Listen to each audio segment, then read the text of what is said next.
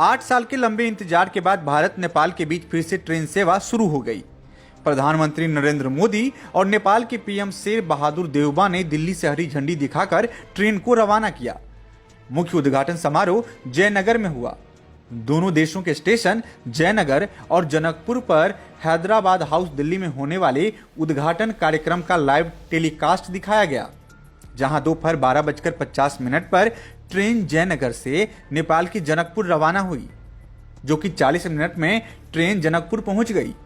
पहली यात्रा में अफसरों और गण्यमान्य नागरिकों के दल समेत 50 लोगों ने सफर किया। बताया गया है कि भारत के कोंकण रेलवे को 2 साल तक रेल सेवा के परिचालन का जिम्मा मिला है। इस ट्रेन सेवा से दोनों देशों के यात्रियों को लाभ मिलेगा। फिलहाल ट्रेन पर नेपाल रेलवे का नियंत्रण होगा। साथ ही खास बात यह भी है कि ट्रेन में भारत व नेपाल को छोड़कर किसी अन्य देश के नागरिक सफर नहीं कर सकेंगे। करीब 8 वर्ष से इस रेल खंड पर गाड़ियों का परिचालन नहीं होने से लोगों को नेपाल जाने के लिए अब तक सड़क मार्ग ही एकमात्र विकल्प था। सड़क मार्ग से लोगों को कई तरह की बंदिशों का सामना करना पड़ता था, खर्च भी अधिक हो रहा था।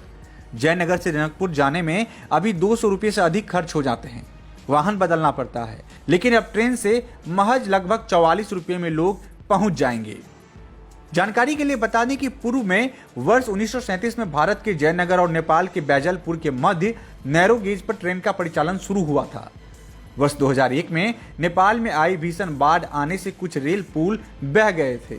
इसके कारण नेपाल में जनकपुर से आगे की ट्रेन सेवा बंद करनी पड़ी थी, जबकि जनकपुर से जयनगर तक ट्रेनों का परिचालन मार्च 2014 तक होता रहा है। वहीं अब नए सिरे से आज से भारत नेपाल के बीच फिर से ट्रेन सेवा शुरू हो गई। अधिकारियों ने जानकारी देते हुए बताया कि अभी ट्रेन सेवा जयनगर से कुर्था के बीच होगी। आने वाले दिनों में इसे वर्दिवास तक बढ़ाया जाएगा।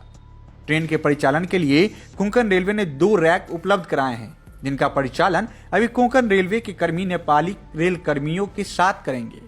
कोंकण रेलवे के कर्मी करीब 6 महीने तक नेपाली रेल कर्मियों को ट्रेन परिचालन की ट्रेनिंग भी देंगे।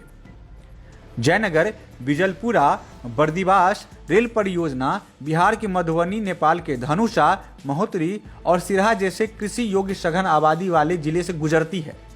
प्रथम चरण में जयनगर कुर्था रेल खंड के बीच Inarwa station, Khajuri station, Mahinathpur halt, Vaidehi station, Parwaha halt, Janakpur Dham station बनाए गए हैं।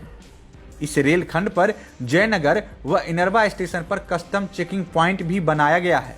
अब इस ट्रेन के शुरू होने से न केवल व्यापार बढ़ेगा, बल्कि धार्मिक पर्यटन को भी बढ़ावा मिलेगा। भारत के लोगों के लिए जनकपुर में माता जानकी मंदिर में दर्शन करना अब आसान हो जाएगा। चैत्र नवरात्र के दौरान इस ट्रेन सेवा के कारण जनकपुर में श्रद्धालुओं की भीड़ बढ़ने की संभावना है। भारत और नेपाल के व्यापारी अब आसानी से सामान खरीद कर आ जा सकेंगे। मधुबनी व आसपास में कपड़ा व खाद्यान्न के थोक मार्केट हैं, जहां का व्यापार नेपाली ग्राहकों पर टिका है। एक अनुमान के अनुसार रोजाना 2 से 3 करोड़ का व्यवसाय यहां होता है, जिसके अब 1.5 गुना बढ़ने के अनुमान लगाए जा रहे हैं। आज भारत नेपाल रेल मैत्री जो ट्रैक है उस पर रेल का परिचालन हुआ है प्रथम बार।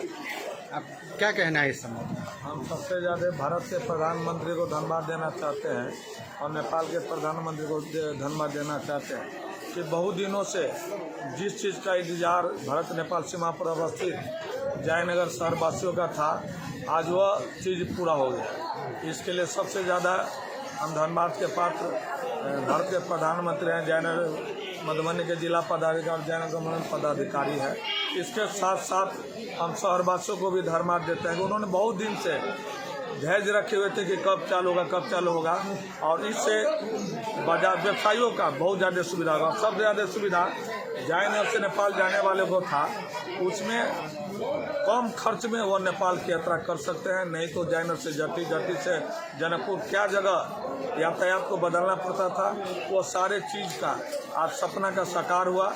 एक बार पुनः हम भारत के प्रधानमंत्री को बहुत बहुत धन्यवाद देते हैं जयनगर शहरवासियों से कि आज इन्होंने हम लोग का जो मांग था वो पूरा किए और बहुत धन्यवाद के पास है। आपको कैसा लग रहा है? एक ट्रेन जो चालू हुई है भारत और नेपाल के बीच एक मधुरतम संबंध कायम करती है, जो भारत नेपाल के बीच में जो 1950 ईस्वी का जो मैत्री संधि है उसको भी कायम रखती है और दोनों देशों के बीच जो रोटी बेटी का संबंध है उसको भी कायम रखती है। इससे दोनों देशों के बीच के आवागमन सुविधा होगी, लोग जाने आने में सुविधा होगी, और जो बस वाले मनमानी किराया लेते थे इसमें अंकुश लगेगी और लोगों को बहुत ज़्यादा खुशी है।